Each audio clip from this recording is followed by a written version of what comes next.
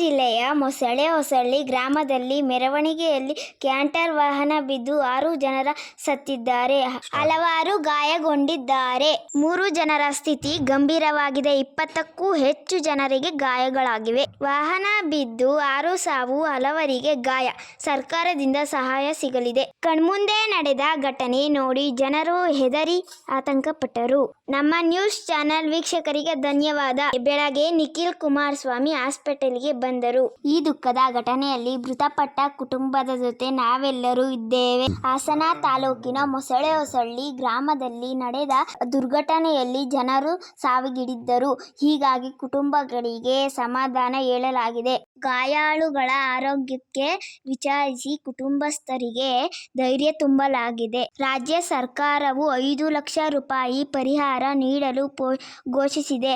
ಆದರೆ ಮೃತರ ಕುಟುಂಬಗಳಿಗೆ ಇನ್ನಷ್ಟು ಆರ್ಥಿಕ ಸಹಾಯ ಮಾಡಬೇಕೆಂದು ಜನರು ಕೇಳಿಕೊಳ್ಳುತ್ತಿದ್ದಾರೆ. ನಮ್ಮ ನ್ಯೂಸ್ ಚಾನೆಲ್ ವೀಕ್ಷಕರಿಗೆ ಧನ್ಯವಾದ. ಲೈಕ್ ಮಾಡಿ, ಶೇರ್ ಮಾಡಿ, ಸಬ್ಸ್ಕ್ರೈಬ್ ಮಾಡಿ. ದೊಡ್ಡ ದುರಂತ,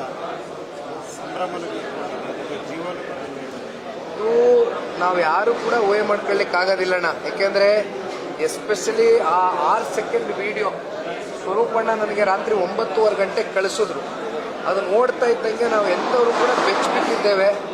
ಯಾಕೆಂದರೆ ಒಂದು ರೀತಿ ಯಾರು ಜೀರ್ಣ ಮಾಡ್ಕೊಳ್ಳಿಕ್ಕೆ ಆಗದೆ ಇರ್ತಕ್ಕಂಥ ದೃಶ್ಯ ಅದು.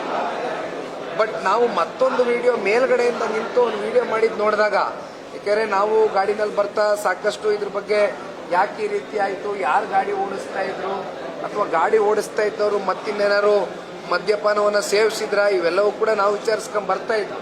ಆದರೆ ಇನ್ನೊಂದು ವಿಡಿಯೋ ನೋಡಿದಾಗ ನನಗೆ ಗೊತ್ತಿಲ್ಲ, ಇನ್ನೂ ಇದನ್ನ ಇನ್ನೂ ಉನ್ನತವಾದಂಥ ಒಂದು ತನಿಖೆ ಕೂಡ ಆಗಬೇಕಾಗ್ತದೆ.